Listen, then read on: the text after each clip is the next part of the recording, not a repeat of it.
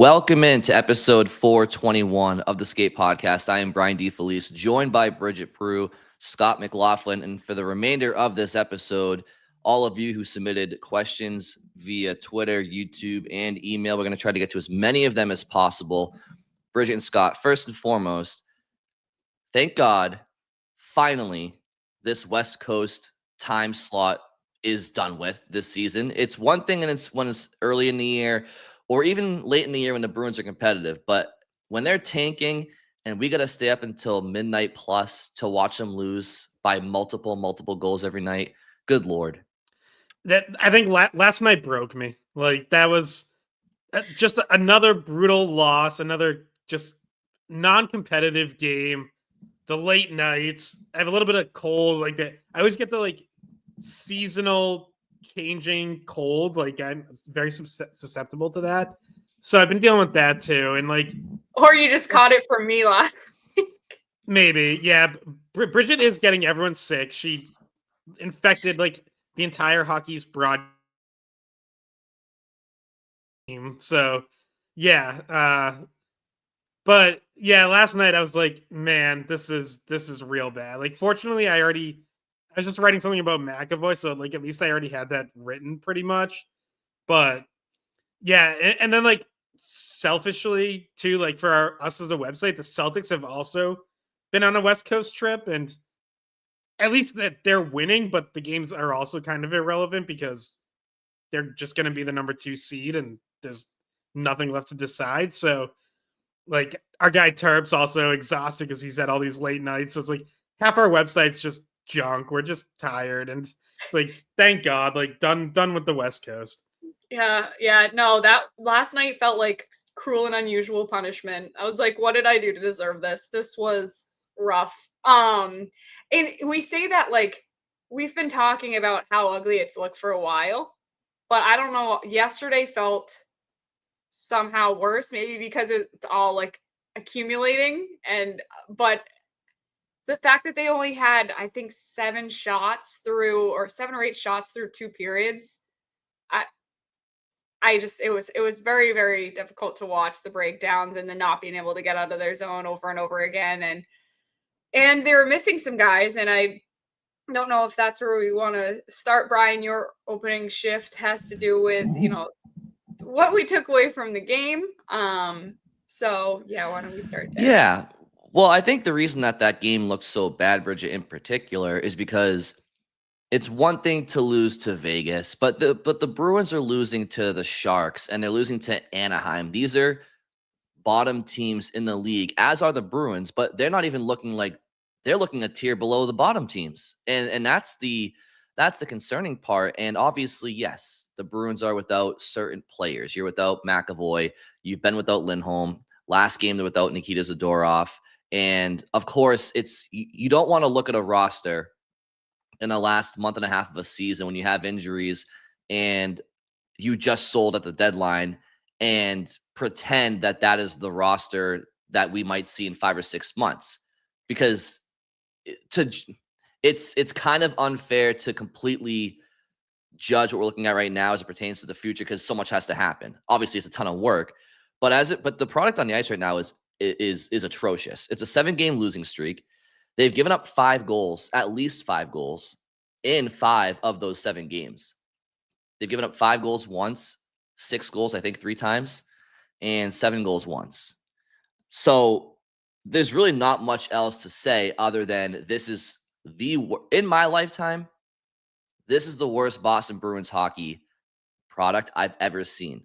And honestly, even before the deadline this year, it was one of the worst products I've seen in my lifetime, because the team numbers were shit before. They've gotten even worse now, and they're in full tank mode. So to be honest with you guys, I'm not really upset over these results. I don't want them to get, meaningless points against some of the other teams that they're battling with for some of these high draft picks as it pertains to the draft specifically, but as it pertains to building something for next year and just playing respectable hockey, it's terrible. It's absolutely terrible. Someone the other day asked me, they didn't know me very well, but they asked me, they're like, should the Bruins tank? And I was like, don't think they really have a choice. I don't know if they could win if they, I just don't see upward movement as a possibility at this point in the standings. And so yeah, I mean, we watch it. And I had asked this question on one of the recent podcasts, like, are people still tuning in to this? And are people like, would they watch a tank essentially and watch bad hockey? And a lot of people said yes, that they're still watching. And I guess one of the I will say on that though, like we're hearing from the diehards on that. yes, who are still watching us. Yeah, So. like even in the dark days of like 05, 06, 07, like yeah, people were going. I had season tickets in 06, 07 because I was a crazy diehard who was a senior in high school. But what we're really talking about is the casual fans, like the ones who, when they drop off, you notice it in ratings, merchandise, ticket sales. Like, yes, there's a core diehard fan base that will be there no matter what and will tune in no matter what. But the casuals won't. Like, they're the ones who are going to drop off. Well, and the casuals, they're now turning their attention, and justifiably so, to a Red Sox team that is finally spending with Bregman, and they're projected by MLB analysts to be the top contender to win the AL East and potentially represent the American League in the World Series. You have the Patriots who just went out there and signed Stephon Diggs. So, and by the way, that's a separate conversation for a non-hockey podcast, where it's just like interesting how when one team's owner finally starts to spend that's been struggling, they get matched by the other struggling team in town whose owner has also not been spending. But yeah, so the Bruins' downfall right now is coinciding with some of the teams that have been down, projected to maybe come up on the upswing. So it's going to be a battle for the Bruins to not so much maintain the attention of their diehard fans, but certainly the casuals as time goes along here, especially if this rebuild goes south and takes a lot longer than they hope. Yeah, and some of our mailbag questions have to do with that, so we'll definitely get to it. My opening shift has to do with Nikita Zadorov. Two things, because we spent a lot of last podcast kind of breaking down the comments that he made about Swayman after the game and the attempted fight, which he came out and clarified. So I'll get to that. But first, I'll say that he left the road trip. He went back to Boston. He did not play against the Ducks last night. They said that the listed reason was family matter to attend to. So we hope everything's okay with his family. And he is back in Boston. I assume for the rest of the road trip. But we will see. And so the other part of the Zadorov stuff is him coming out and clarifying the kind of, dismissive comment maybe after the game about Swayman trying to have the goalie fight to stick up for his teammate. And basically the way that he clarified it was, I was frustrated. There's nothing wrong with, me and Swayman's relationship. He said, Swayman signed for 8 years. I'm signed for 5 years. We're both going to be together for a long time. We have no problem with each other. But essentially when reporters ask, can you find positives or like about anything that might be positive after a game? Like, he just doesn't want to answer about positives, which is so funny because I think reporters think it's kind of a softball, just like, hey, I'm going to ask this question. It's not going to get this person mad at me. But then he gets mad when you ask him like a softball, or you ask him anything like, can you find a positive? And he's just like, no, everything's negative. Which is very different than Swayman's personality, who will normally talk to you about the positives after the game. So there's definitely a big difference in the way those two guys speak to the media. And it seemed like Zadorov realized the importance of clarifying what he said, because he saw that it blew up after people read into it that maybe there was some disconnect there. Well, and I still think there was. So, like, I still think I think generally there tends to be a little more truth in the initial, let your emotions show type of response than the cleaned up version 2 days later. But yeah, like, obviously he had to clean it up and clarify. And I don't even necessarily think it's like the worst thing that he was frustrated in that moment either. Like, it was 6 straight losses at that point. Now it's 7. Of course there's frustration. Of course, like, everyone's not just getting along singing Kumbaya. Like, yeah, they're all upset with the situation that they're in. So that came through a little bit, probably more than it should have. Um, especially for a guy who's trying to step up as one of the leaders right now, because there just aren't enough other leaders. It's he created a story with that response, and that's not what you're looking to do. Um, but yeah, like I think they'll get over it and they'll be okay. I'm not super worried about like tearing the team apart any more than they're already torn apart because they're just losing so much. So yeah.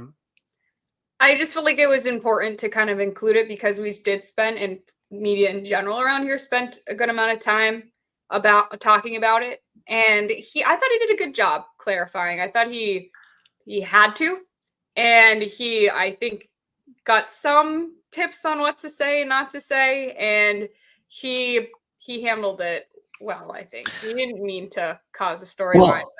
Well, and I will say we spent time on it because, to Scott's point, where there's smoke, there's fire. Like, it's kind of like, what's the phrase? Drunk words or sober thoughts or something like that. Like, I think there is an element of truth to it. And look, we three talked about it before we started recording, and I know others share the same sentiment too. We don't believe that the locker room hates or even dislikes Jeremy Swayman.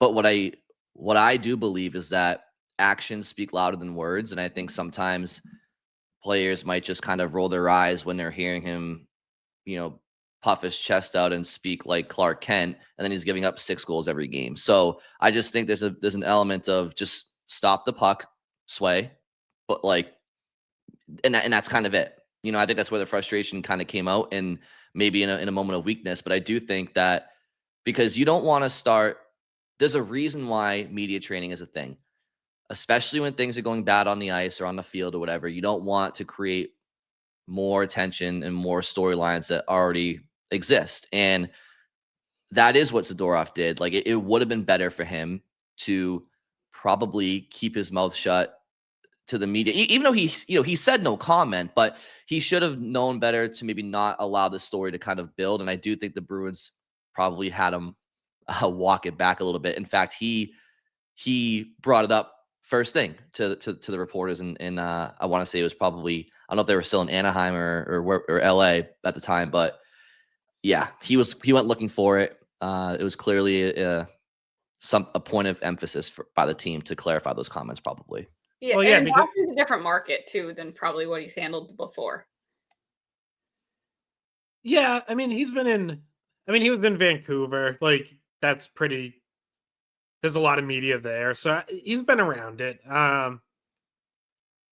Yeah, because like the first couple questions weren't even about that; they were more just kind of like general, like how's practice type of thing, and then elephant in the room.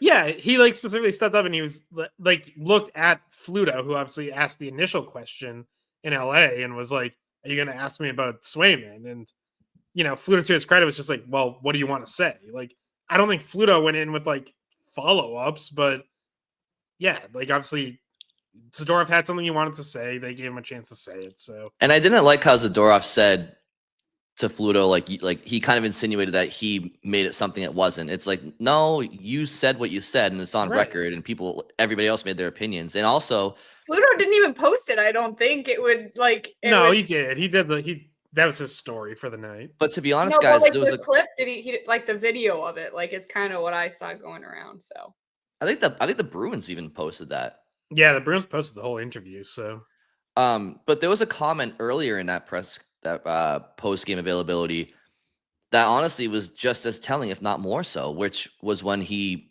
said something along the lines of "everything goes in, it's embarrassing." Now, yeah, he could be referring to the team's coverage, but that's also a shot at the goaltending. It's like, because if you're a player that's out there and your work, you might not be talented enough as a team, but they're out there, like, they're working hard, and it's very deflating when you're trying to do the right thing, and then the pucks just go in constantly. And I just think it was a combination of those comments, to me, that says the team doesn't dislike Swayman as a person or a teammate, but that they just want him to just again, allow his actions to speak louder than his words sometimes.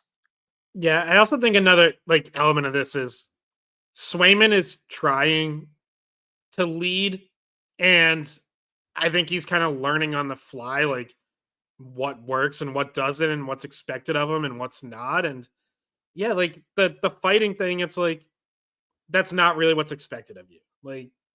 Guys like Nikita Zadorov, they're the ones who are expected to step up and drop the gloves if the situation calls for it. Jeremy Swayman's not. And can we just let him get it out of his system then? Let him get it out of his system. Let him do it one time. It's only one. But but I mean, they're losing. They're on the road. It fires up the road crowd. There's an element of you can do it at TD Garden. That's fine with me. What are you doing, man?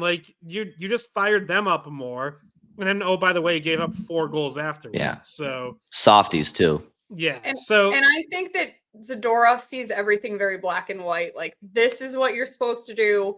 This is even when it comes to the fighting and the penalties and somebody cheap shots, he goes by the old school book. And I think he sees things black and white, and Swayman fighting just doesn't fit into the role that he's supposed to play. So he doesn't like it. You know what I mean? Yeah. So I'll get to my opening shift about another Bruin who is trying to lead and who has had trouble doing so for very different reasons, and that's Charlie McAvoy, who is finally back on the ice with the team. He took part in Tuesday's practice in Anaheim in a no-contact jersey. He was on the ice for Wednesday's morning skate as well. McAvoy had been skating back in Boston. He had started within the last couple of weeks. Still no timetable for his return. He's not going to play on this trip, but he is with the team, and that's important because, as he acknowledged when he talked to the media on Tuesday, he hasn't been around much, and this is obviously it's been a tough stretch. And the Bruins were on the road at the deadline. He was back in Boston rehabbing. They've been on the road a couple times since. He wasn't even with them at the start of this trip. He joined them mid-trip. So yeah, we've talked about it before, but Pastrnak is the only one who's been wearing a letter in all of these games since the trade deadline. Obviously, McAvoy would have one if he's out there. So he talked about kind of that challenge, and people, if they haven't yet, I'm guessing a lot of our audience has already watched it, but he talked for about 10 minutes. He talked about everything from 4 Nations, his infection, trade deadline day, having friends traded away, not being around the team, now finally getting back with the team. He talked about, what him and Pastrnak need to do to try to get it back going forward. And, parts of it was honestly, legitimately sad to hear. He said at one point, I wish a lot of things would have been different coming down the stretch here. I really do. He said, it hasn't been the easiest, but this sort of feels like a bit of an opening to put it close to that and get back out here. I'm with the guys now, and that's nice. Sort of put the past in the past, and we'll pick up right here. And it was you could just hear just how much it kind of devastates him that he gets hurt at 4 Nations. He's dealing with this infection that sounds which we kind of already knew was very serious. He talked about it spreading fast and being really aggressive, and how it was scary for him. It was scary for his family. So obviously, you're just happy for him that he's past that. But you can tell it kind of kills him that he hasn't, as he called it, be in the battle with the team during all this.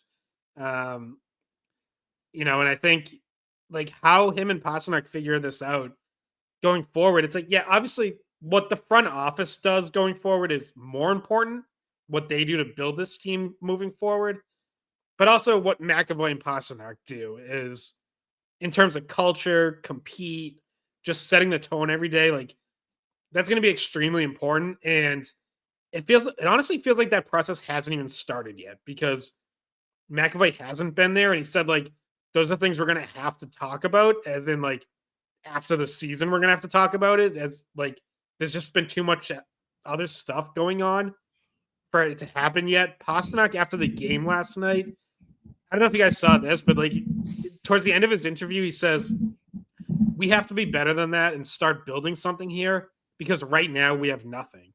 Like these guys really, it's like, it really does feel like they're almost starting from scratch. Like they have just nothing to build on at this exact moment. And I think they're trying to find it before the end of the regular season, but more likely, like that's just going to have to be something that happens in the off season. Yeah, and read Scott's article because that you put up this morning, because it has a lot of the quotes. If you weren't able to watch the entire or don't have time to watch the entire McAvoy, he has a lot of the parts in there that are important. But the thing that I noticed when he was talking was where he said, moving forward, it's probably our most important objective to figure out the leadership part of it. And yeah, he said, we've certainly got some work to do on that front, but it's a challenge that you're so fortunate to have, because I know the both of us, meaning him and Pasta, what it means to be a Boston Bruin, and we know what it looks like and what it feels like to be a part of teams that are winning teams, the special teams. It's right there. We've just got to get it back. So basically, like how to build off the culture that they had, how to learn from the leaders that were there before and try to put it back together. Well, I think the big first step to doing so is to kind of heal and move on from losing a bunch of friends, right? Like that's like the human element to this, where A, they're down in the standings, way down in the standings. B, they know the roster is shit right now. And it's not fully healthy, right? Obviously, McAvoy's not even playing. And then C, they're still kind of, if they were like in the playoff mix right now, I think they'd be putting their feelings off to the side. But right now, it's so hard to not lament the loss of teammates in different cities now. And I just think that right now, it's kind of like when somebody's kid gets broken up with and the parent says, you know what, just go cry in your bed for a week, but I'm going to give you a week and that's it. And then I want you back out on your feet to the fall. Like they need to kind of get through the end of this regular season, and they need to refocus as leaders and kind of, if they're going to be, I'm not blaming them or criticizing them that they kind of have like the sad puppy eyes right now. They can have that for the rest of the season because the season's lost and it's not about winning right now. But they need to, let this phase come and go, and then refocus and to their point, figure out how they're going to move this forward. Because I think the Bruins and McAvoy were sending a message by Scott. When did he get to the team? Was it after the LA game? I believe it was after that game. It might have been like on that Sunday, but I think it was Monday. Okay. I think it was after. So it's not like they were playing the Rangers and the Devils, and it's a quick hour and a half flight to New York. Like he's flying out 6 hours to Southern California to go to one game against the Ducks, right? And then travel. Are they playing the Devils at the end of the trip? Detroit. So that's a lot of miles for somebody to travel towards the end of a road trip when they're not even playing in the games. And I think the message is, Charlie, you're back to close to full health. It's time to endure the pain that your teammates are going through on a daily basis. Travel the miles with them, be on the bus after these shitty losses, and feel what Pasternak is feeling as a leader. Kind of help him shoulder the off-ice leadership right now. And look, it's a lot of miles to do that, but I have no issue with that, right? Why else would they send the kid across the country for one more game against Anaheim he wasn't going to play in? And I think that's kind of what they're trying to do here, is in order for him to lead and for Pasternak to lead, McAvoy needs to feel what his teammates are feeling right now. And I think this is in an effort for him to gain some, more empathy going forward. Yeah, and like McAvoy certainly wants to be there. Like, I'm sure he wanted to be there the entire trip, but there were probably reasons that it couldn't happen earlier, whether it was stuff he still had to do in Boston that just made more sense to do there than on the road, or I mean, with an infection, it could even be like he wasn't cleared to get on a plane yet or something. Like there's all kinds of stuff. So yeah, like I know he's wanted to be around more, but it's just tough. Like when you're dealing with a serious injury and you're just focused on getting healthy, and it's like your treatments and your schedule just might not line up with the teams. So, you're not out there with them in practice. You're probably not in the room right before or after. And depending on like what you're doing that day, it's like you might not even be there for lunch. So, yeah, like I'm sure he would have loved to have been out there from the start of the trip, but he's there now. And also last night, I meant to say this earlier.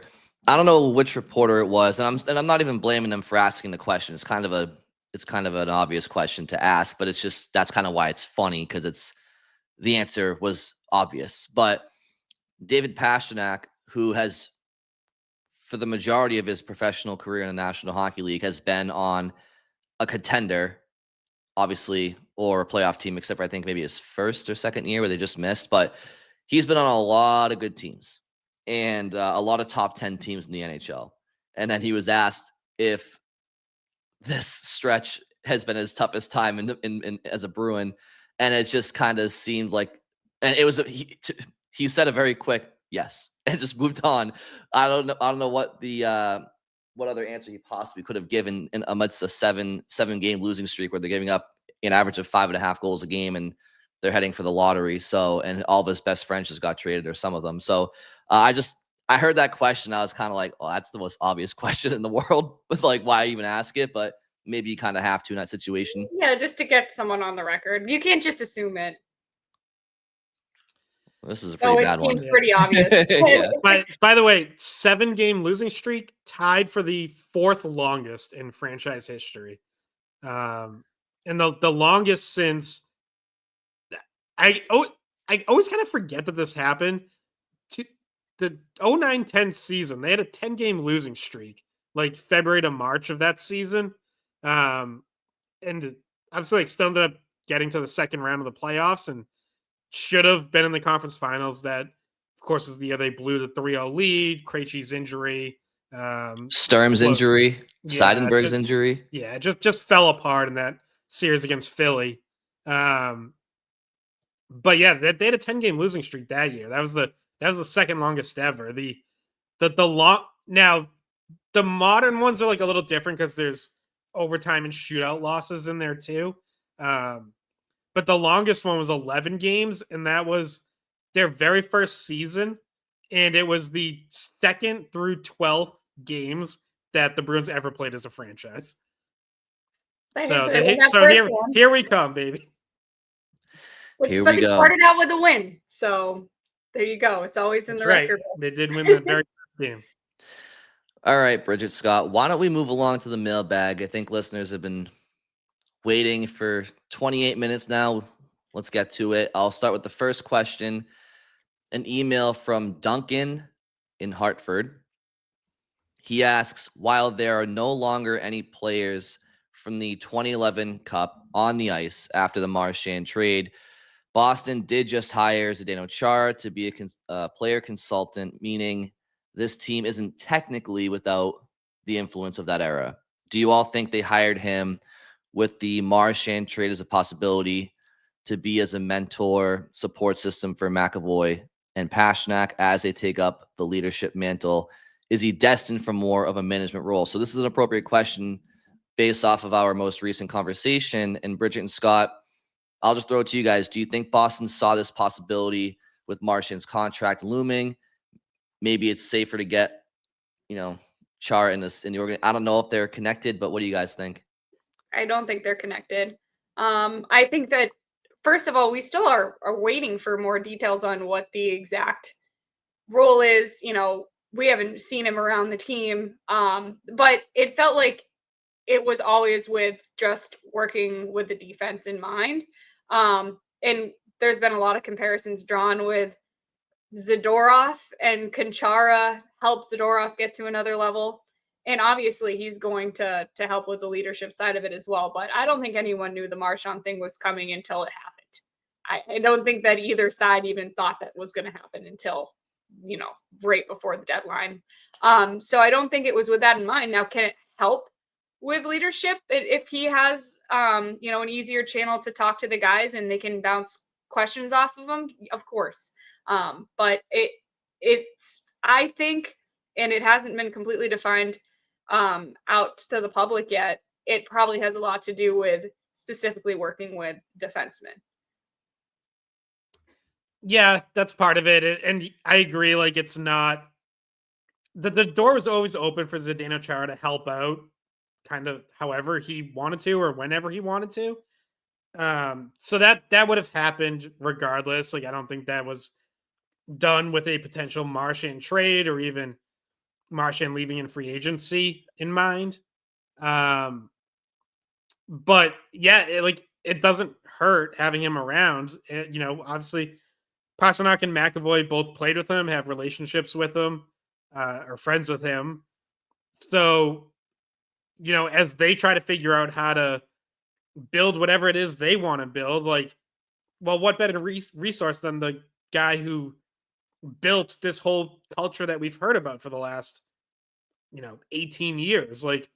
That was Char. He came in, he, as part of his contract negotiations, demanded the C, had a clear vision in mind of what he wanted to do, and basically just took over and molded the team in the image that he wanted.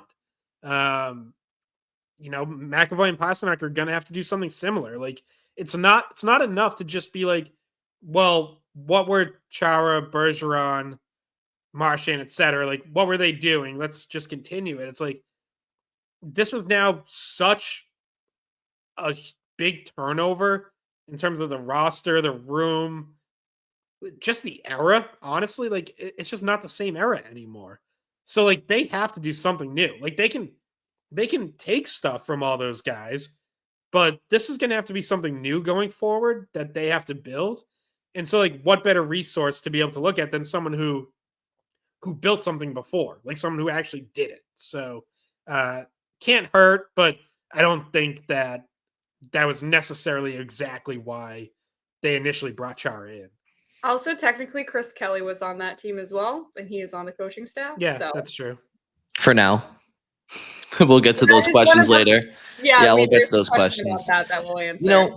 One other thing, guys, I'll say too, and everything you're mentioning, Scott, about Chara coming in as a leader, it's him and Bergeron together. It's very true. The biggest thing that those guys did was they led by example. And Andrew Ference was talking on a recent, may have been a Nesson podcast. I don't remember what it was. Maybe it was even was it Unobstructed Views? It may have been, but I think it may have been. But he was basically saying Chara's greatest strength was his ability to manage people and to delegate responsibilities. And so that is something, in addition to leading on and off the ice, that Pasternak and McAvoy would be wise to do.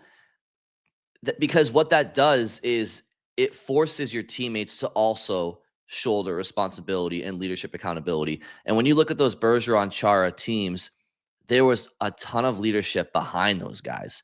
Andrew Ference, Mark Recchi, Mark Savard, Sean Thornton. There was always a culture beyond the guys wearing the letters. And right now, I think there are Bruins fans out there that, right or wrong, are unsure of McAvoy and Pasternak's true ability to lead as the guys. But I certainly don't think anybody has confidence in the guys beyond them. And that is where, you have to build that, whether it's bringing in some people from the outside that can help instill that, or drafting, developing people with the right character and bringing people in with the right character. So leadership, oftentimes the spotlight's on the guys with the letters, but the best teams, the championship caliber teams, they have far more than just two leaders or three leaders wearing a letter. If you look at the Florida Panthers right now, I would say that they have about 20 leaders. So that's where the Bruins have to get to. And yes, it's on Pasternak and McAvoy to lead from the front and help build that, but it's also on the responsibility of every person that puts on that Bruins jersey. And management and ownership recognizing which players that those could be if they're not already in Boston. So definitely a tall task. And we'll see how it plays out. And I think they traded away 2 of those guys, like the secondary leadership group with Coyle and Carlo going out. Yeah. So and Carlo specifically, because he still had 2 years remaining. Like Coyle could have helped next year in that category, but then beyond that, he probably would have been gone anyway. Well, I'm just talking about even if they never wore a letter. No, but I'm talking about but like their contract status, right? Coyle only had 1 year left in Boston, and then but at least Carlo had 2 more years, right? So he'd be able to do that for a little bit longer. Okay, next question, I believe is Liz. And Liz, your first question is about coaching. Somebody else asked about that, so I'm going to skip that. We'll answer that later, and I'm going to go to one of her other questions, which is interesting, Bridget Scott. So she asks, what are the odds of Matt Poitras being traded over the summer or as a way for the Bruins to move up in the draft? He deserves to be on the team, but I don't see a spot for him next season unless Zacha or Mittelstadt move to the wing. As things stand, you have Zacha at 1C, Mittelstadt at 2C, Lindholm at 3C, because they sure as hell aren't going to sit someone they're paying $7.75 million to. So, Bridget Scott, what do you make of that question? Well, it's interesting. So Cam Neely talked to Kevin Paul DuPont. I think Dupes wrote that it was right before the Anaheim game out there. So, and he said like the big takeaway was like everything's on the table, which you would expect when it comes to improving this team. But that would also be my answer to this question, which is everything's on the table. If there's a trade involving Matt Poitras that makes sense, whether it is moving up in the draft, whether it's getting a more, I don't know if veteran's the right word, but more established NHL player who can, play towards the top of your lineup. Like I could see that.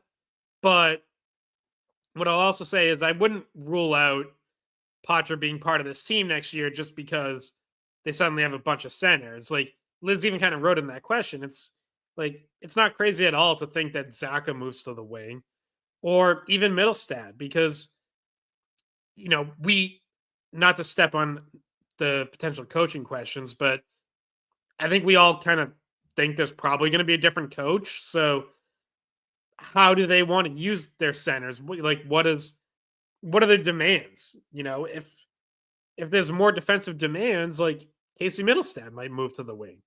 They might decide that he's not really best at center in whatever this new system is, but we like his playmaking and skating on the wing. So like all of a sudden, there you go. Like there's a couple ways a center spot opens up. So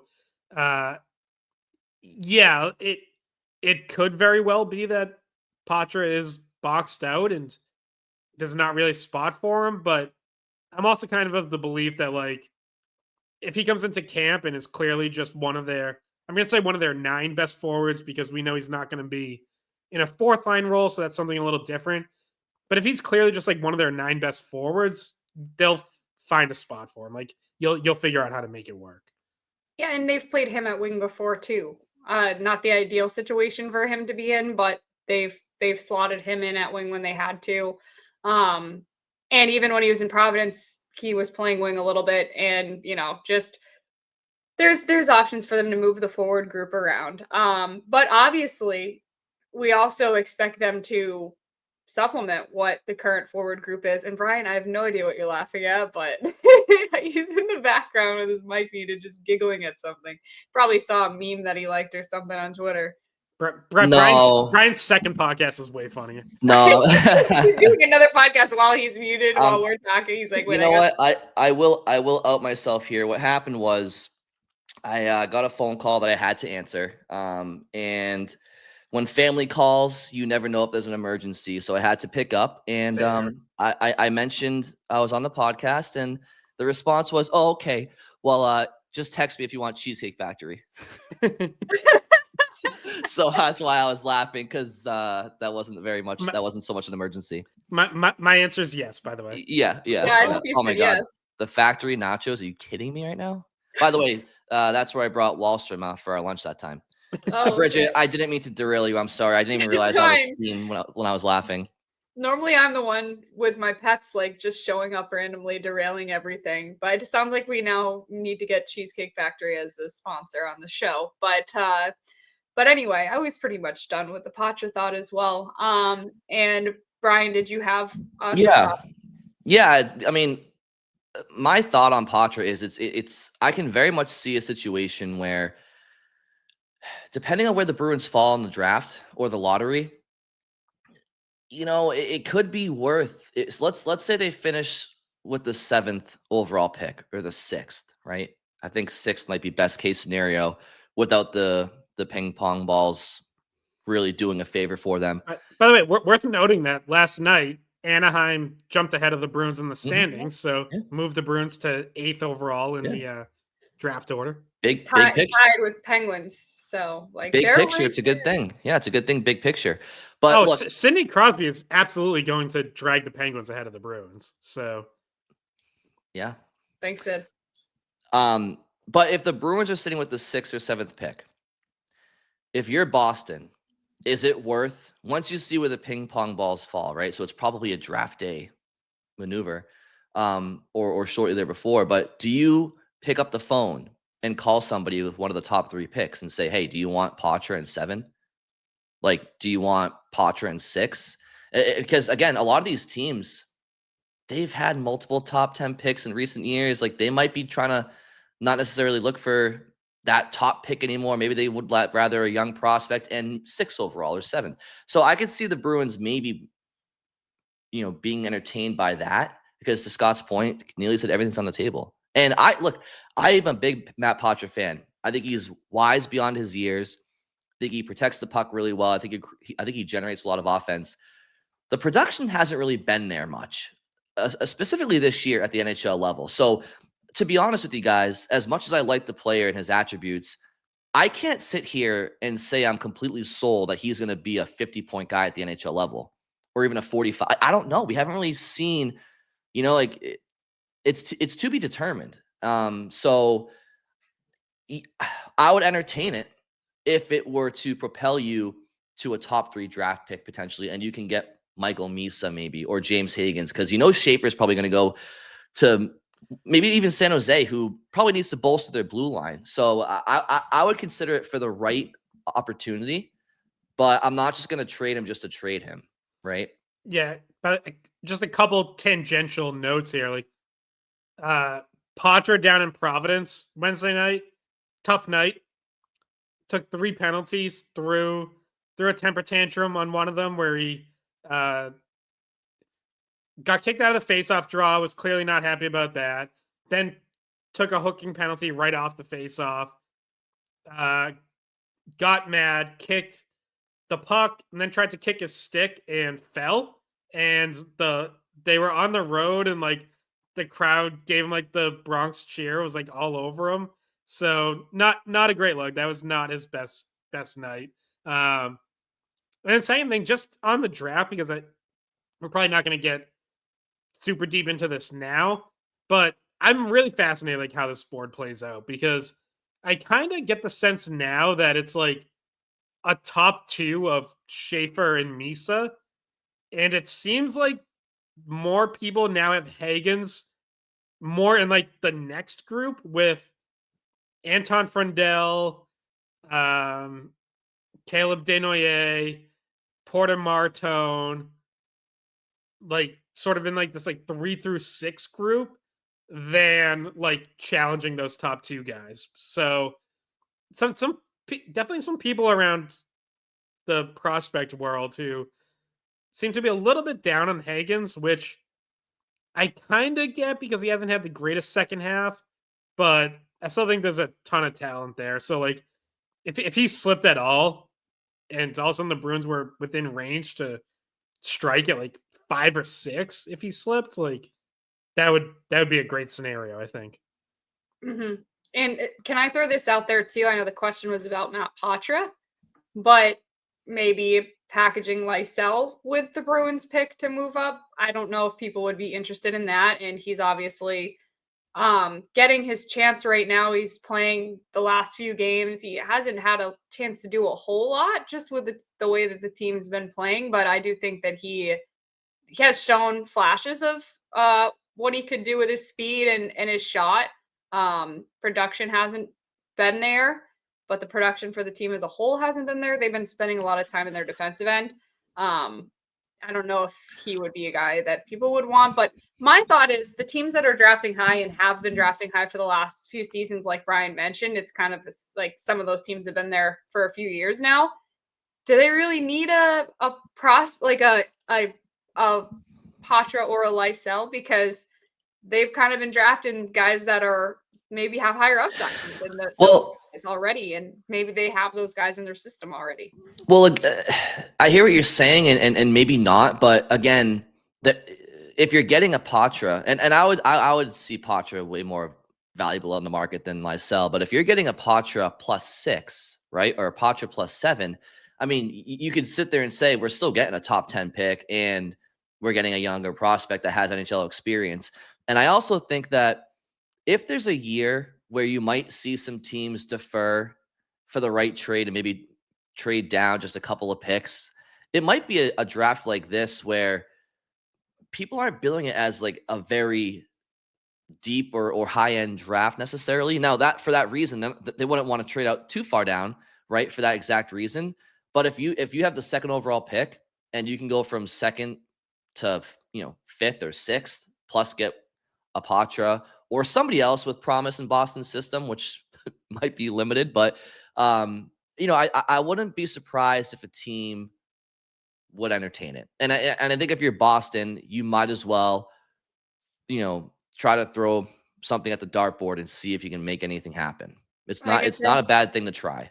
I could throw another name out there too, just because we haven't seen him in Boston yet, but he also has NHL experience, which is Fraser Minten, who they got in the trade that sent Carlo to Toronto. So like maybe that's a piece that interests other teams, and maybe Don Sweeney had been having conversations with other teams about like, some roundabout way to get Fraser Minten somewhere else, or his value maybe in a package. Or Bridget, to your point about what a team really want another prospect type, maybe you trade somebody like Morgan Geekie or somebody with a little bit more NHL, experience and upsides so far. And that kind of gets us to our next question from Kim, which is, does Boston re-sign Geekie? The more goals he scores, the more his price goes up. And I hate to say it, but I feel like this is a career year for him and is unlikely to be repeated, similar to what happened with Coyle. Now, obviously, Coyle and Geekie are not apples to apples. I mean,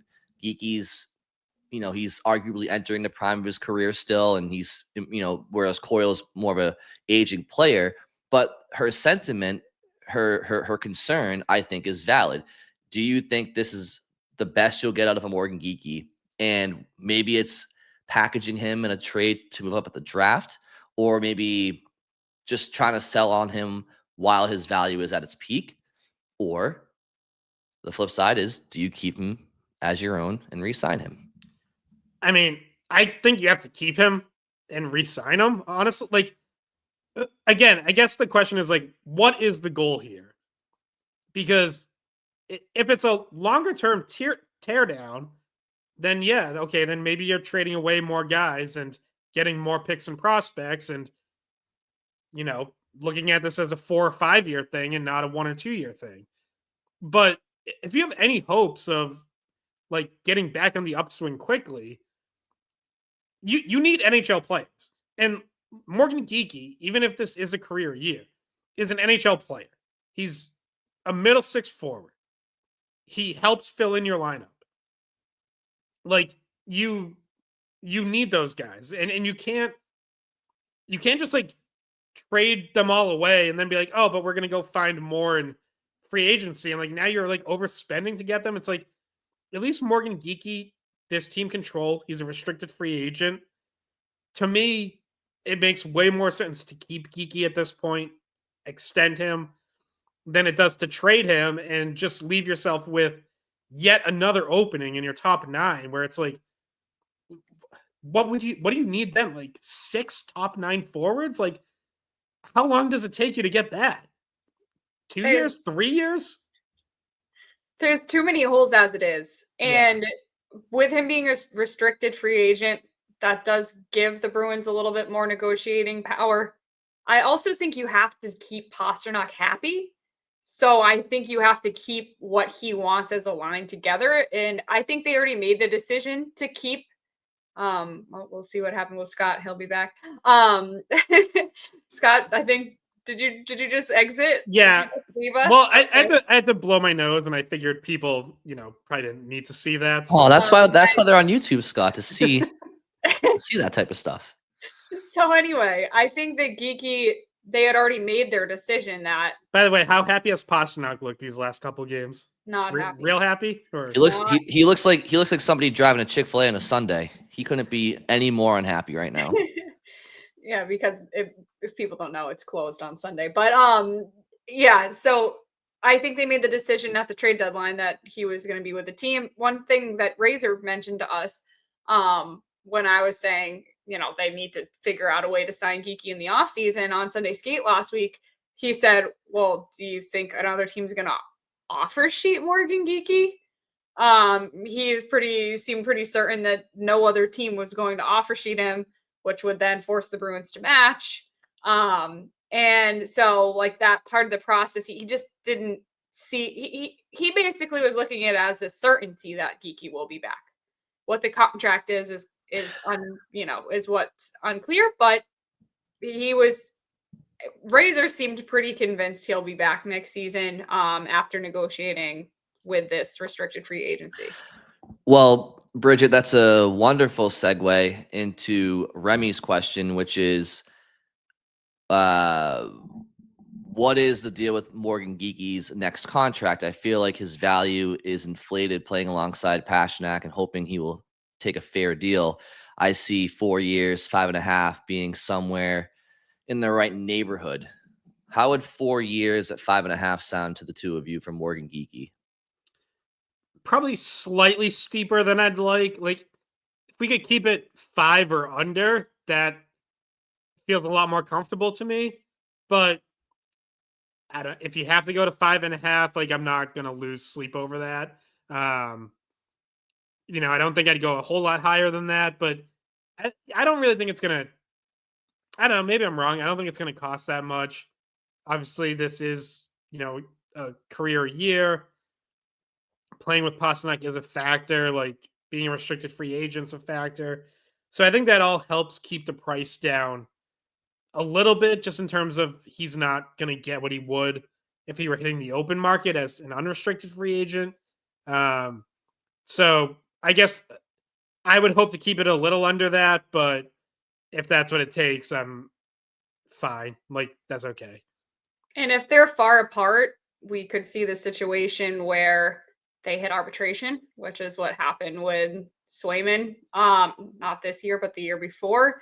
Was negotiating with the Bruins, and their numbers were very far apart, and it ended up, obviously, we've talked about the struggle of that arbitration. We still talk about it because it had an impact on that relationship. But it could end up going there if they're too far apart. He still ends up being a Bruin after that process, unless the offer sheet situation happens, or unless they decide to trade him because they are getting an offer they can't refuse. But I think he's probably more than likely here next season. So I wonder if the Bruins learned a lesson when it comes to arbitration and coming to deals, because Bridget, I texted you and Scott about this, and I found this very interesting.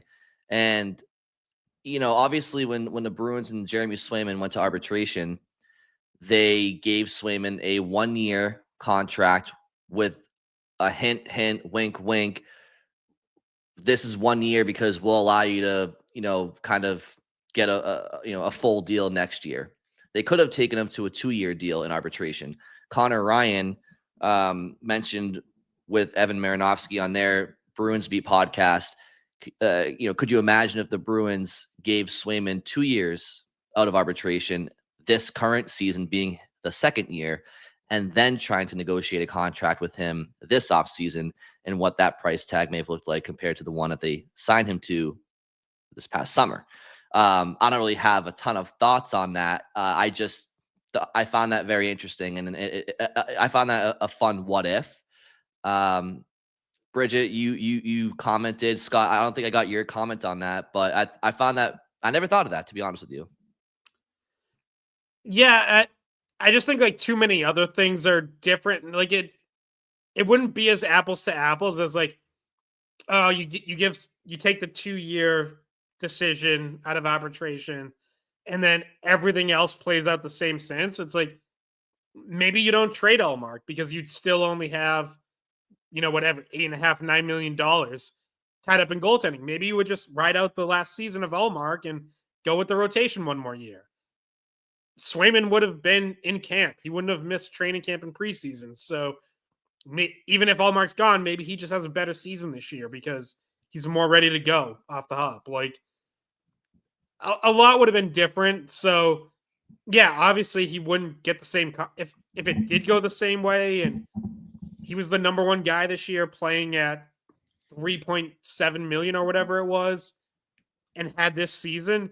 Yeah, obviously he's not getting 8.25 million. Like his next contract would be much less than that. But the way things might have gone, he might have had a much better season. Like we just don't know. So much changes if that's how it played. Maybe Swayman asked for a trade at some point because he's pissed off. Like we don't know. Like again, part of the reason why they went with 1 year was because they were trying to play nice and like do him a solid after what was obviously not a very nice process. He didn't really reciprocate. Obviously, he went for every penny, which is his right. Like you don't have to do them a solid just because they did you one. That you don't have to do that.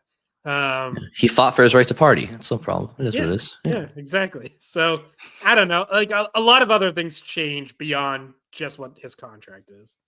Well, that's why it's such a fun hypothetical, though, because like there's a lot of different like things that you can see, like a butterfly affecting into something different. If they have the goalie tandem again this year because they can afford both goalies for this, which would have been the second year of that contract out of arbitration. Maybe we're not even talking about like we're probably looking at a completely different roster right now. We're probably looking at Marchand still here and Coyle and Carl. And like maybe we're talking playoffs right now with 9 games left in the season rather than talking about the accidental tank and the potentially drafting in the top 5. Like that's just we're having a different conversation altogether. And I think if you really think about it, if you ask fans what they would have rather seen, everybody liked the goalie rotation. Like if that was possible for another season, I think people would have been happy with that. It was maybe a miscalculation, but there's no going back and changing it. But I'm sure that Don Sweeney thinks about like, what if? Well, and that's kind of what like the question, right? Did the Bruins learn a lesson in maybe how to handle arbitration? Like maybe don't go with your heart so much and try to be a nice GM. But moral of the story is the butterfly effect remains undefeated because hypotheticals are tough because of all the reasons you guys just outlined. It's all coulda, shoulda, wouldas, and other things would have transpired instead of what did transpire. So the next question starts off with Jeremy Swayman, but it goes into a different question. So Joe from Ohio asks, the Swayman offseason tour totally set things in motion for this season. It was very un-Bruins-like. Did not like any of it. As far as a rebuild, I would like your thoughts about rebuilding in the Eastern Conference as opposed to the Western Conference. I think it could be faster because the West is loaded and the East is not. Bridget and Scott, this is something I was going to bring up last episode when we were talking about concerns of a rebuild taking longer potentially than the Bruins hope. And I was going to mention, but I forgot to, and Joe's question kind of reminded me. The East, the NHL is down this year. To his point, the East more so than the West. So now I'll pinpoint it to his question. Do you think the East versus the West could make for a quicker rebuild for Boston due to the competitive nature, the parity in the league and in the Eastern Conference? So lame answer, but I guess it depends because like I think Tampa, Florida, Toronto are all still pretty strong right now, and that's your division. Now you hope that all of them are gonna have to take a step back at some point because they've all been going all in, trading away picks, just like the Bruins were for a long time. And you hope that catches up with them, and you hope cap issues catch up with them. But it hasn't happened yet. Now we'll see. Like Toronto might lose Mitch Marner and John Tavares. So that in and of itself might force a step back, or maybe they smartly reinvest that money. So a lot to be determined. And then part of it is also like these teams that seem to be on the rise a little, how on the rise are they actually? Like, and I'm thinking specifically of Ottawa and Montreal. Like Ottawa's definitely going to the playoffs. Montreal is making a push. Are they gonna get to another level above this where we're talking about them as cup contenders in a couple of years? Or are they gonna kind of plateau where they are, where it's like, okay, they finally got back to being a playoff team, and now oops, they can't figure out how to get better than that. So yeah, like on paper, it looks like it would be the easier conference, but you're also banking on some of the teams at the top taking steps back, and you're banking on some of these teams in the middle who have been on their way up, not really pushing any higher. So it depends. Like, I mean, if Ottawa builds into a cup contender in the next 2 years, like the East doesn't look easy at all, or Montreal or New Jersey, who kind of seems to be like perpetually just coming up short of the next step as they try to build up to a cup contender. So it could be, or there could be 4 or 5 other teams ahead of you in the retool rebuild pipeline where it's like, oh yeah, some of those other teams did come back to the pack, but like, man, now we're chasing different teams. Yeah, like think about the teams that are ahead of them right now. Like, do you think the Rangers what direction are the Rangers going? What direction are the Red Wings going? Like the Red Wings have been working on a rebuild for longer.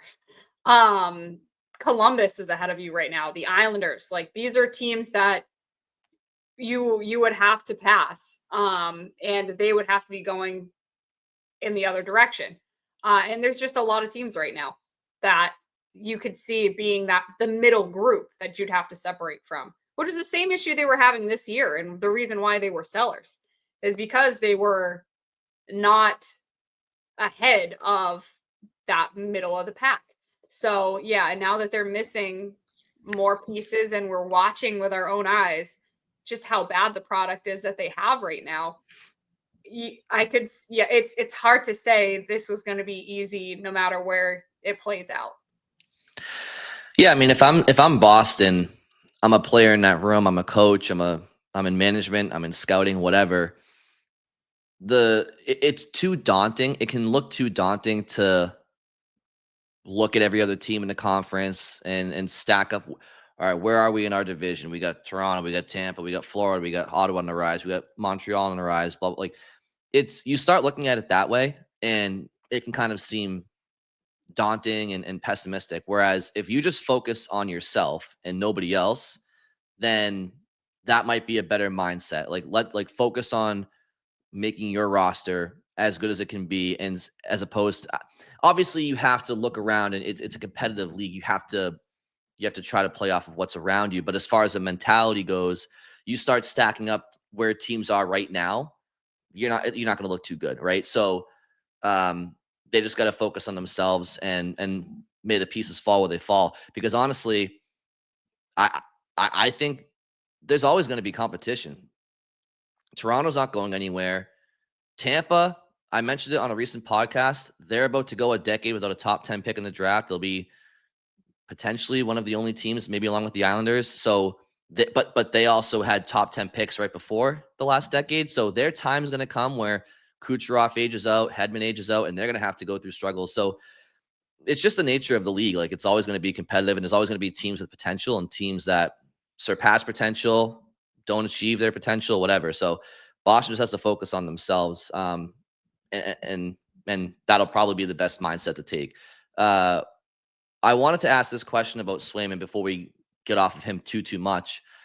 This question comes from @NL Rider on YouTube. He says, Swayman needs to be removed from this team at the end of this season. He's a cancer on the ice and in the room. Do you think the Bruins can move Swayman in the offseason, or should they? I will just add context here that Jeremy Swayman's contract right now, he has no trade protection until the 2026-2027 season, where he has a no-move clause. So right now, as we speak, and next season, he is free to be moved essentially without his permission and any restrictions as that goes. The only restriction would be, his contract and if teams are willing to take it on. But Bridget and Scott, what do you make of that question? Obviously, I personally think, I definitely want to see a little bit more. I'm not ready to make that call right now, but how do you guys feel? Yeah, I don't think anyone's taking on the rest of his contract after this season. So if you were going to trade him, you would have to probably retain salary, which is tough to do because that means you're retaining salary for 7 years. So whatever the number would be, you're paying Jeremy Swayman some amount of money, probably a couple million, for 7 years to go play elsewhere. Like, it's not the greatest business unless you're getting absolutely blown away where someone's giving you, high pick, top prospect or something, which I just don't really think is going to be on the table after the season that Swayman has had. So, no, you're probably riding it out. And as I've said before, like, you give him a full regular offseason, camp, preseason, and you just hope that he's in a much better spot to start next year, plays much better hockey, and everyone can just forget about this season. We kind of touched off the top on the idea of, like, he's a cancer on the ice and in the room. Like, I don't really think it's that. I do think guys maybe get a little annoyed by some of his antics or even some of his comments sometimes, but I really don't think he's, like, hated by his teammates. I think, like I said, I think it's probably more annoyance at times than anything. And that all changes if you just play well. Nobody was annoyed, but, like, Jeremy Swayman was kind of a weird guy last year. Nobody was annoyed by him in the playoffs when he's carrying them past Toronto and almost single-handedly giving them at least a chance against Florida. Like, no one was bothered by him then. They were all very happy with him because he was performing. So if he gets back to playing well, like, you just don't care about the other stuff. You don't care about what he says after the game. You don't care if he tries to fight someone at some point. Like, you can easily brush all of that aside if he has a 920 save percentage. But when he has an 820 save percentage over, his last 4 starts, all losses, like, yeah, it's very easy to get annoyed by stuff. So if he plays better, it changes everything. And then you don't really have to worry about trading him or any of that. Or maybe still do, depending on how next season goes. Like, maybe that is something you think about next trade deadline, because to Brian's point, you would still be able to trade him without him needing to approve it.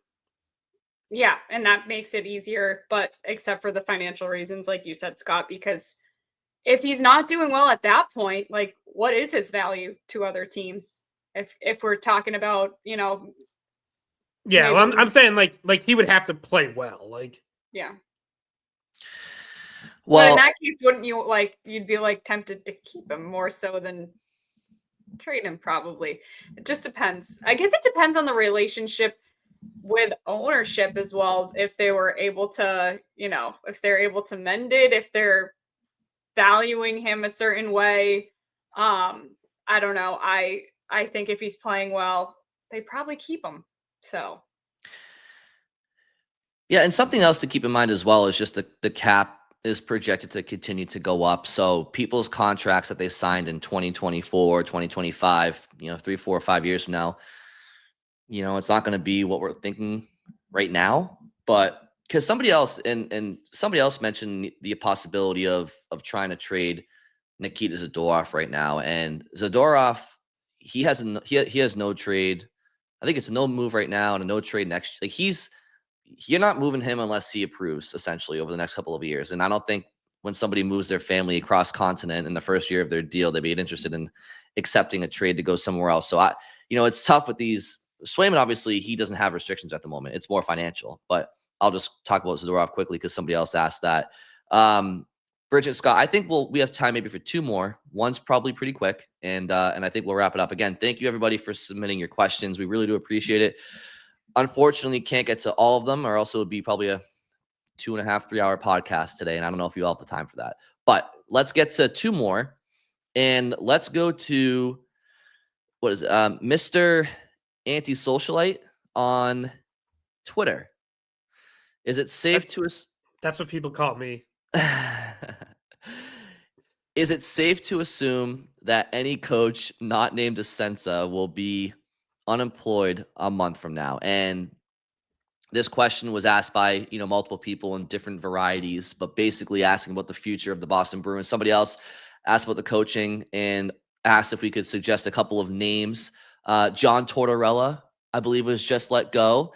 He made a comment about not wanting to coach in the current situation he's coaching, and I think that's probably similar to what he'd be doing in Boston. So if anybody's interested in him going to Boston, I don't think Torch wants to anyway, and I don't think the Bruins would hire him, but I could be wrong. But Bridget Scott, Joe Sacco, Chris Kelly, Jay Leach, what's their future look like, do you believe? And do you have any names potentially that come to your mind? I mean, there's going to be changes. Cam Neely, in that same interview with Kevin Paul Dupont in the Globe that I referenced earlier, he gave credit to Sacco and the coaching staff, said like it's been a tough situation for them, and they've worked hard, done a good job, which is a nice thing to say. Nonetheless, he also said like Sacco will be under consideration as they look for the next head coach after the season. I would be surprised if it's Sacco. I think, he got thrown into really a no-win situation, but unfortunately there's probably going to have to be changes, and that will extend beyond the head coach. But usually how this works is you get the head coach first, and then you let him pick a staff. So maybe the new coach likes Chris Kelly and or Jay Leach. Like, Leach especially has been around for a while and is pretty well respected. So I could see him sticking around. I could also see him being a candidate that they at least interview. So yeah, I mean, as far as like outsiders, if Tortorella wasn't happy with the situation in Philly, I don't think he would be happy here. I've mentioned before, like, I like the idea of Mike Sullivan if Pittsburgh moves on, which it sounds like they might. Would he be interested, or is he looking more for a team that's cup ready that he can walk into? Because, he's been dealing with a retool, rebuild in Pittsburgh for the last however many years. Like, he might not want this situation. But his family's here. Like, his grandkid is here. They are. Yep. Definitely a factor. Like, that certainly could be a draw. The Bruins would also have to weigh, like, do the Bruins want to have that dynamic, which, Sullivan being Charlie McAvoy's father-in-law, like, seems like a nice story, but could at some point create issues if there's whatever, like, when there's family involved, sometimes you think that's going to be good and ends up not being great for everyone. So that would be something to consider. And then I'd be interested, like, if the Bruins go after any college guys, like thinking of Jay Pandolfo at BU, who has been in a system with the Bruins before, or David Carle at Denver is certainly a top name just in the hockey world in general that I think any NHL team with an opening has to at least poke around on, because he's he's so young and has won so much already. He's got 2 national championships in NCAA and 2 gold medals at World Juniors under his belt. Like, especially for a team that's going to skew younger, that's someone, again, I think you have to at least look at and think about trying to pry out of Denver. Yeah, and he's going to be in Manchester. That's the game I'm doing on Friday is Providence Denver, which hard to draw the national champions from last year. And by the way, Nate Lehman is another name that has popped up in Bruins searches before. The Providence head coach. Yeah, and he's still doing a really good job down at Providence College. So, and they will be coaching against each other on Friday. Bridget, you promised to coin Battle of the Birds in your broadcast. Thank you. That in there. Make sure to throw that in there for you, Brian. Battle of the Birds, Bentley and BC. But what does Friars versus Pioneers get? What's a friar? Friars are religious. It's a religious figure. And that's right. Yeah. I feel like that's like the battle of the 1800s or something. Like, or no, before that. Like, those were relevant a long time ago. But the friar has the scariest mascot costume you'll ever see. My grandpa who graduated from there calls him Cutie Pie. And I think I find him to be like the scariest of all. And I don't like mascots in general. I don't know why. I've always maybe when I was a kid, like a mascot was like bothering me or something. But is that why you tripped Blades in the 9th floor when he was walking around? You really can't get me to go near mascots. Like if you tried to, I probably wouldn't do it. My grandpa wanted me to take a picture of him with the mascot, and I said, no, we're not going anywhere near him. Sorry, but yeah. By the way, Bridget, speaking of Providence, I just want to plug real quick. I've recently tried, which I think it's a Rhode Island thing, potentially, pizza chips. Is pizza chips a Providence or Rhode Island Italian delicacy? Because I tried one at this place called the Original Italian Bakery, and it was just outside Providence. Wow. If anybody listening knows pizza chips, let me know if it's a Providence or a Rhode Island thing, because so good. Oh, my God. Anyway, now I'm going to get hungry, but I just wanted to bring it up because I know you're from the area. I wasn't sure if you knew off the top of your head. Are you getting Cheesecake Factory from the Providence Place Mall? No joke. When I was back in 2005, I was in 6th grade. My brother was playing for the Junior Monarchs. They had a nationals out in Chicago, in Bensonville. I think it's actually where the Chicago Blackhawks practice facility is. In that same tournament, Jonathan Taves was playing for Shattuck. But I went to a Cheesecake Factory for the first time in my life, and I shit you not, 11-year-old Brian verbatim said, "Wow, this is the best American food I've had in my entire life." And now that I'm 31, I think I've had a little bit better, but it's still damn good. Those factory nachos, my God, give me a break. What about the cheesecake? Cheesecake's great. Yeah, of course. They had tons of fun burger. At the time. It was very good. Providence Place Mall was in the news because they're like not allowing any teenagers under 18 to be there like unaccompanied after like 6 p.m. or something now, because they've been having a bunch of issues with the I guess rowdy teenagers just like loitering and causing mayhem all over the place. So yeah. Providence Place Mall. Funny story. My junior year of high school, we were playing in the Mount tournament, and we played the Mount opening game. They're the host of the tournament, and we beat them. So that night, we're riding high. We're just like on top of the world. We're at the Providence Place Mall. We go, we see, it was The Fighter, the Mickey Ward movie in theaters at that mall. We couldn't have done anything wrong. We go out the next morning. We play, we played Cathedral. I think it was Cathedral. Smoked us like 7-0. That humbled us right away. So the Providence Place Mall for that tournament was a fun place to stay. And never been to the Cheesecake Factory there, though, but went to the Johnny Rockets. Damn, is Johnny Rockets good as well. Lowell legend Mickey Ward. Yeah? All right. I had one thought on John sorry. Tortorella. Go ahead, Bridget. Can I get to my John Tortorella thought? Oh, please. I'm sorry. Yeah. Just as a person who we have to talk to the coaching staff on a daily basis, I don't know how I would feel about dealing with John Tortorella every day. You get that through your head, Brooksy?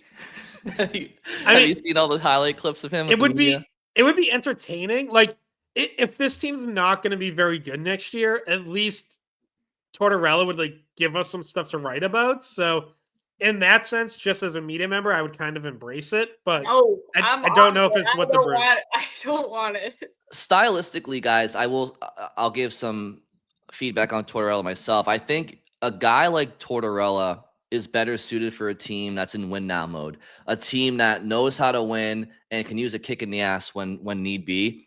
I think when you're a hard ass old school coach with a rebuilding or retooling team, because the talent isn't so great, you can preach all the right things, but the talent alone, they'll find themselves losing games and ultimately you're going to be preaching the same lessons to players that aren't capable. And I just think that leads to frustration with the coach because the players aren't capable of doing consistently what they're preaching. And then the players are also just kind of like, we're trying, man. We're just like, we're losing. It's not, we're trying. And it just leads to a bad, I think it kind of leads to what you're seeing in Philadelphia, to be honest with you.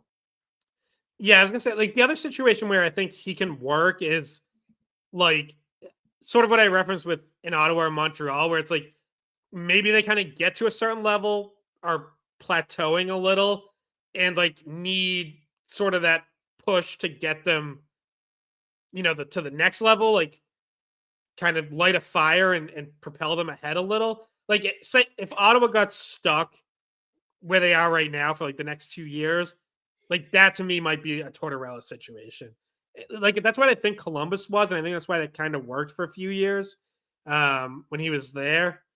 And I think it's what he thought Philly was going to be, and then the front office kind of pulled the rug out from under him and started selling, and it was like, oh no, actually we're rebuilding, which is why you get the comments the other night where he basically just said, like, I don't want to be coach of this situation. And sure enough, they fire him 2 days later. So yeah, I wouldn't mind seeing the Bruins go off the board, to be honest with you guys. Whether it's David Carle, as you said, Scott's like the hottest name in hockey as far as a non-NHL coach. But if not him, I'm just not too familiar with who's out there coaching junior hockey in Canada or at different levels in the US. There are other people that probably know more names than we do. But somebody like a David Carle, where they can relate to the younger player and try to implement some new age philosophies and style of play, I think would probably be best suited. And again, a new NHL coach isn't going to be as frustrated as an existing NHL coach when they don't meet success right away.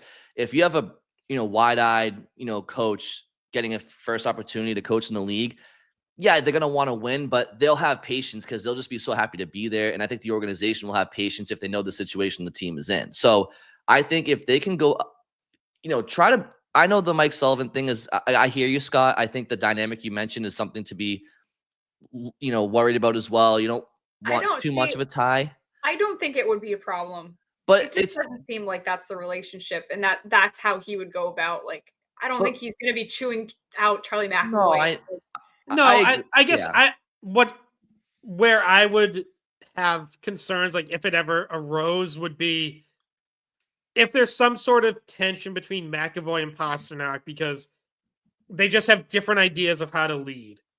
It's like, well, which one is Mike Sullivan going to side with? Right. Like, I'll give you another one. Like that's and that might not happen. Like McAvoy and Pastrnak may very well be on the same page, and it's a complete non-issue. But something like that, where there's McAvoy versus, like that's where you'd start to get the conflict of interest. I would be more worried about not like the hockey affecting the family. I'd be more worried the other way around. Not saying this could happen, but like it's an even more awkward situation if there's something bad happening between the couple and Mike Sullivan is on the other, like the daughter, like that's where the uncomfortable situation would. I mean, it's not going to happen though. BU love is forever. Strictly from a coaching perspective, though, like Tortorella has done a lot in the NHL. He's won a Stanley Cup. Mike Sullivan's won a Stanley Cup. I think the Bruins might be better suited going off the board a little bit, going with somebody maybe a little bit younger or somebody who just can relate to and understand patience with a rebuilding team or a retooling team. I just think it might not be the worst idea. Can I throw out another name for you guys? Ben Barr at Maine. Good one. Mm-hmm. He's somebody that over the past few seasons I've got to talk to quite a bit, and he's very patient. I think that's one of his better qualities is how he's able to talk to younger guys and be patient with younger guys. And Maine certainly has taken steps forward with him as the head coach. I think he's under contract for another 2 seasons, but I don't think there would be an issue with getting out of that if he wanted to. And he would obviously be making a lot more money in the NHL if that's what he wanted. He's younger. He's not as young as David Carle, because I think David Carle's the youngest coach in college hockey still. But I've always liked my interactions with Ben Barr, and I think he would maybe be good in a rebuild situation, because Maine was a little bit in that situation when he took over them, and he seems to be able to get a lot out of his team. Yeah, and I also think he can be tough when needed. So he's not like, there's some college coaches who you get the sense that it's like, okay, they're really about, I don't want to say coddling, like that's not the right word, but it's more of a softer approach that works with 19, 20, 21-year-old kids, but might not work in an NHL dressing room. I get the sense that like Ben Barr could work in an NHL dressing room. Like he could be tougher when needed too. I'd also say, and he's been with a lot of teams. Like he's been coaching college hockey since 2007, or maybe even before that. He was an assistant coach on that UMass team that won the title. He was an assistant at Providence, I believe, as well for a little bit. He was in Western Michigan. He's been Union, RPI. Like he's been through a lot of college teams, and like I mentioned, he was on that title, the coaching staff of the UMass title team, not that long ago. Yeah, I was also just gonna say, like, to Brian's idea of like up and coming coaches or guys we aren't really looking at or thinking about, like whoever the next guy in the AHL is, like whoever the hot AHL coach is, the Bruins did identify that guy last time when they ultimately ended up hiring Montgomery. They interviewed Spencer Carberry.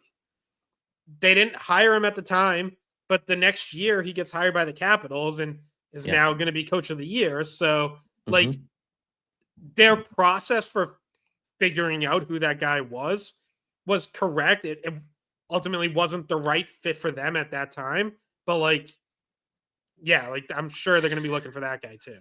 And it's just interesting. Like there's no rhyme or reason as to who's going to pop as the next great NHL coach. Oftentimes it's that coaching carousel of former players in the league or whatever. But who would you say is the top coach in the NHL right now, or certainly one of them? John Cooper. Yeah. How many professional hockey games did he play?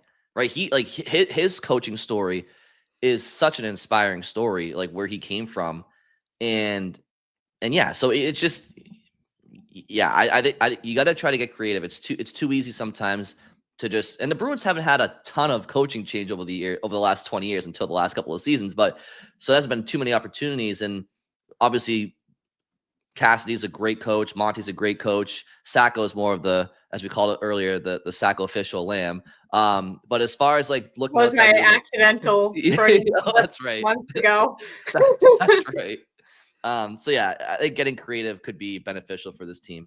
By the way, one last aside. I know we're low on time here, but it was good to actually hear Sacco joking around and smiling a little after Wednesday's morning skate. They were kind of reflecting on his time playing in Anaheim, because he was on the Ducks expansion team back in 93 or 92 or 93, whenever that was. And they were like, he was reflecting on some of his goals. Like he scored the first penalty shot goal for the Ducks, and there was one against the Bruins early on.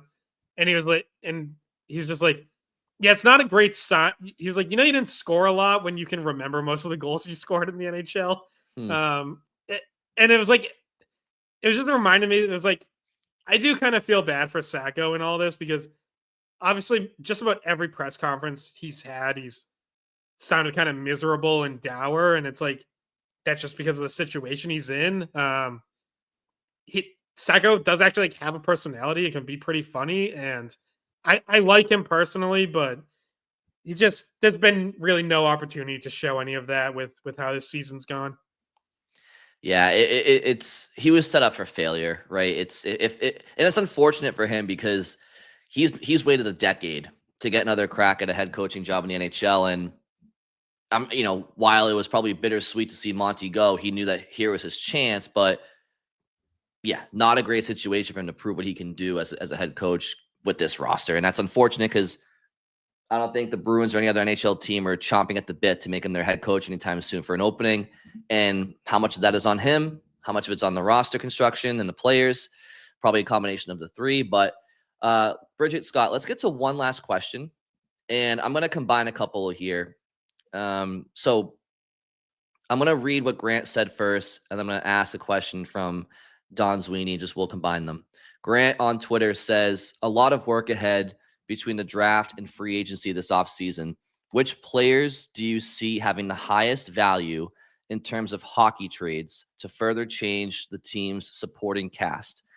And Don Sweeney then says, if you were in charge of the team, what are the top 3 things on your to-do list to bring the team back to contention? It can be a tangible short-term goal like a UFA signing, or a bigger picture goal like continuing to rebuild another year or two, etc.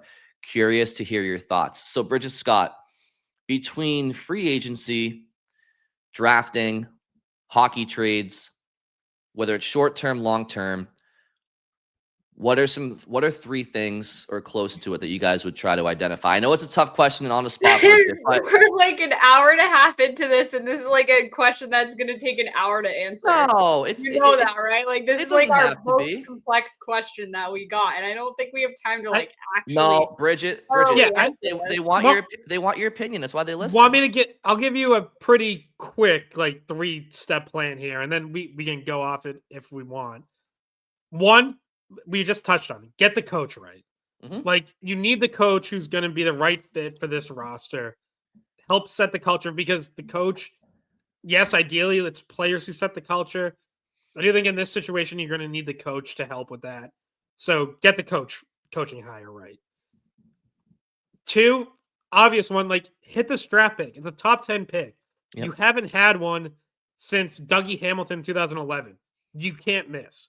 This can't be Zach Hamill. Like, it doesn't have to pay immediate dividends, but this has to be someone who's going to be a foundational core, top of the lineup piece down the road. And number 3, find the right players to bring in.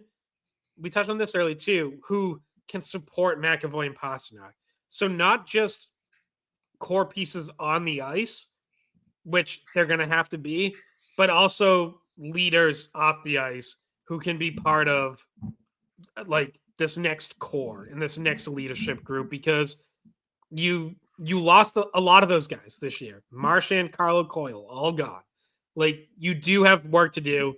Don Sweeney acknowledged it when he talked to us after the trade deadline, said surrounding those two with the right pieces is going to be important. So that's my quick 3-step plan.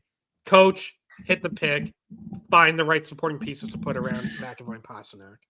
Yeah, and I would just add that what they should do is not these next 10 games, starting next season, starting this offseason, you want to play, or you want to build a team and you want to play to win. You don't want to play to tank.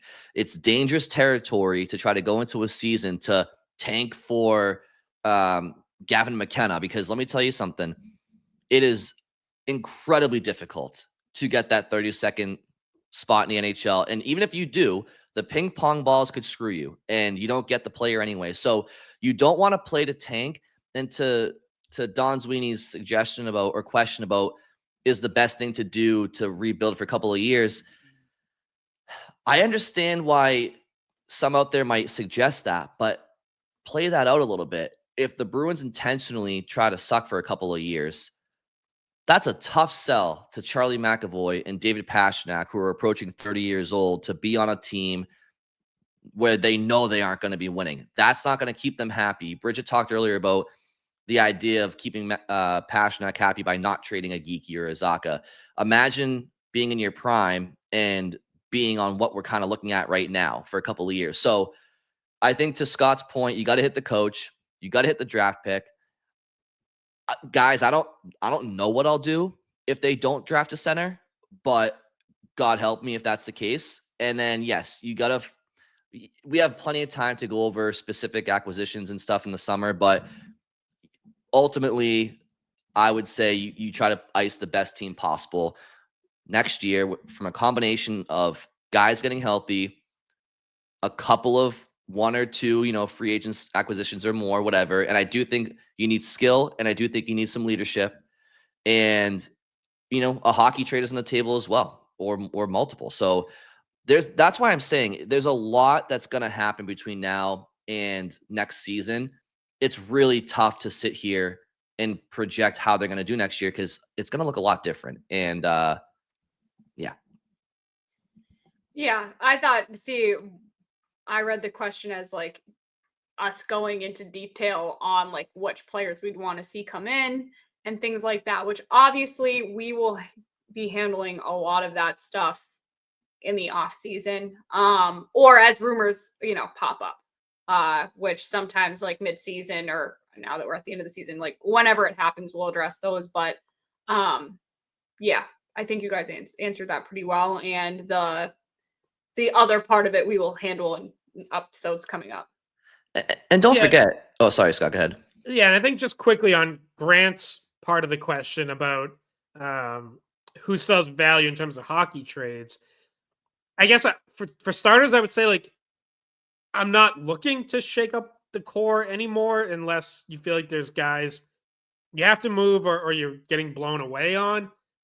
I mean, again, you have to have some sort of core beyond Pastrnak, McAvoy, Swayman. So you'd hope the guys here are guys that you consider to be part of it. But if for some reason you don't, like, Pavel Zacha has a lot of trade value, I think. He has a pretty good contract, 2 more years after this, $4.75 million.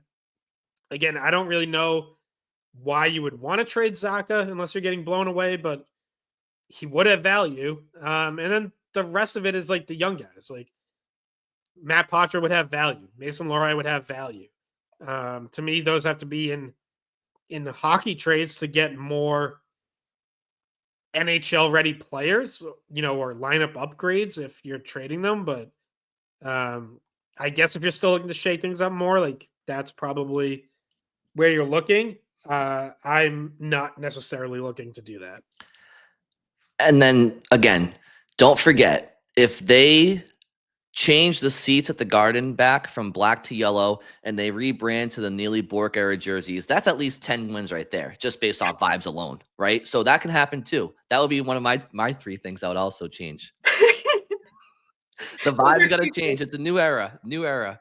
Brian's are all superficial. They're all like, okay, yep, here we go. We're gonna change the jerseys back. Oh gosh. Hey, a rebrand could be coming. Just saying. Bridget Scott, I think that probably wraps it up for the mailbag questions. Thank you, everybody, for submitting. Can I get a couple of thoughts from the two of you quickly on the NCAA tournament? I know Bridget mentioned earlier we have Denver, we have Bentley, we have BC, we have Providence and Manchester. Scott, BU is, I think, the first game on the docket. Yeah, I think we ran so long that they're just about to drop the puck on that one. 8 teams. Half the teams are from New England. So a lot of regional pride at stake here. And the odds of a New England versus New England national championship is, just based off the numbers, pretty high. Maine's a great story. BC, disappointing Hockey East tournament. Same with BU. Lot of fun hockey coming up, and so I personally I love this time of year, and I know you two obviously are intimately involved, Bridget, with your broadcasting and stuff. So I just want to get you guys' opinions and maybe a prediction on the winner. So I put my prediction on Twitter. My criteria for picking the NCAA tournament every year is very simple. I pick the team closest to BU to win every game. So I have a frozen four of BU, BC, UConn, and UMass, and BU beating BC. So wait, what's your frozen four? BU, BC, Mm-hmm. UConn, and UMass. All Hockey East frozen four? Yeah. Okay, wow. You sound Again, like me. Like I said, Are you by the conference? It's a really simple criteria. The closer you are to BU, that's who I'm picking to win. Oh, I will say. So that's no Bentley. Oh, but that's- you have Bentley losing to BC, obviously. Yeah, unfortunately, BC is a little closer to BU. So yeah. Yeah. So that's obviously me just having fun. I will say, like, on a serious note, it's not inconceivable that we could get an all Hockey East Frozen Four. No, because there's more than likely there's a good chance one comes out of Manchester. Is they have 50%. Hockey East has the top two seeds in Manchester, the top two seeds in Allentown, Maine, and Yukon. So BU is not favored in their regional. Michigan State's definitely the favorite there. UMass out in Fargo, I feel like that regional is kind of wide open. Like, I guess depending on how much you buy into Western Michigan. Minnesota's been a little bit up and down. Like, wouldn't shock me if UMass beats them in the opening round. So I'm not expecting that if I'm actually being realistic, but it's not like it could happen. It's probably as good a chance as we've ever seen for Hockey East. I would love to see a regional final of BC versus Denver, rematch of last year's national championship in Manchester. That'd be sick. And I would love to see BU versus Michigan State. I would love to see Maine versus UConn in a Hockey East championship rematch. And then I would, because of the regional ties and because of my lovely co-host here, Bridget, I'll say UMass, and my girlfriend who also went to UMass, I'll say UMass versus Minnesota State. But it would be cool to see Minnesota versus Minnesota State just for the rivalry there. But yeah, all these teams are great. A lot of history, a lot of pride. Bentley's a cool story locally. But yeah, I can't wait. It starts soon. Yeah, I selfishly will be able to broadcast more if PC wins on Friday and they play Sunday. So that's always, when I get a little bit more money, then that's good for me. But I will see you up there tomorrow, Scott. And I'm definitely interested because I do think that Denver could come out of this regional. They're absolutely. Like, they still have a lot left from a national championship team. It hasn't been as smooth of a season for them, but I mean, we talked about David Carle. Like, I'm never going to count that guy out in a tournament setting. So he always finds a way to get his team to rise to the challenge, to come together defensively. So yeah, I mean, cannot rule that team out at all. Matt Davis is the goalie, right? I was watching the national championship highlights from last year recently. I forgot how unreal he was in that game. Lights out. And his numbers this year are better than his numbers last year, I believe. So with him in net, yeah. So Denver can absolutely come out of Manchester. But I will say PC has played Denver well in the past. And that's the first round matchup for them. That's not, necessarily the most favorable for a matchup for them. So it's going to be interesting. Manchester is certainly going to be a fun one. So yeah, I mean, I'm a BU fan, always have been. Well, I was a BC fan when I was younger because my mom went there, but my brother went to BU and I changed allegiance there. That might be taboo to go from BC to BU, but I did. And so BU is always who I root for. I will say, I would love to see Maine win.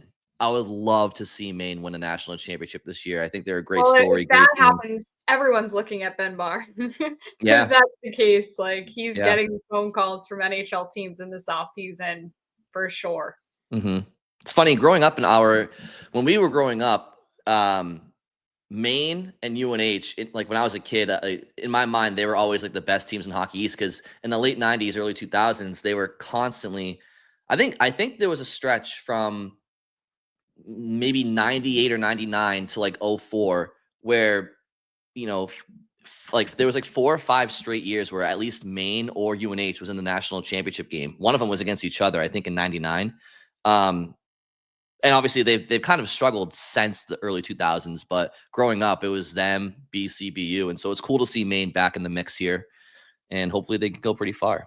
Not that Scott's liking though, because they would meet BU at the they'd have to meet BU along the way, but yeah, it was always the big four that like dominated for, I don't know, most of the 90s and 2000s until you finally started to get some other teams start to push through, like UMass Lowell, maybe most notably, and then eventually Northeastern UMass in the 2010s. But Providence won in 2015. Yep.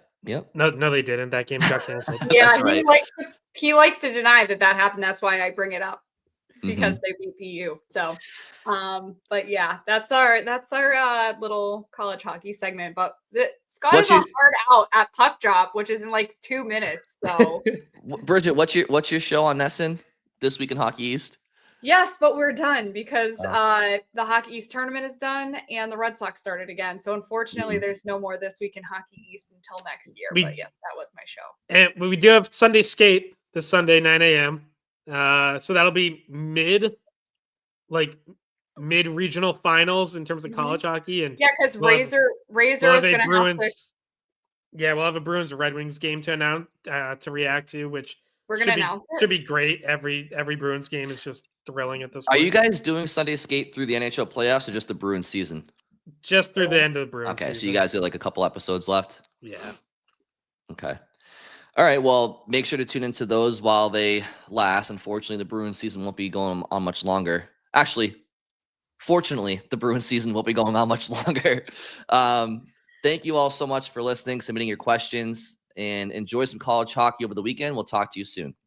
Hey guys, thanks for watching the Skate Podcast. If you want to see more of our videos, visit our playlist. Not in front of a screen? You can listen to us on Spotify, Apple Podcasts, or wherever you get your podcasts. Don't forget to follow us on social media. And if you enjoyed this video, please don't forget to give us a thumbs up, subscribe to our channel, and leave a comment.